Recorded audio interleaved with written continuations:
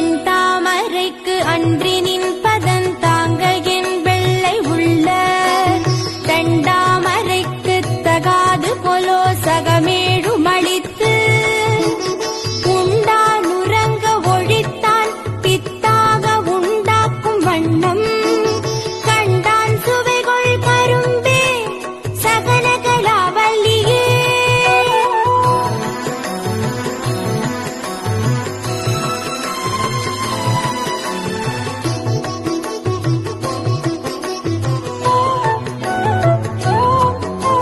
நாடும் பொருட்சுவை சொற்சுவை தோய்தரனா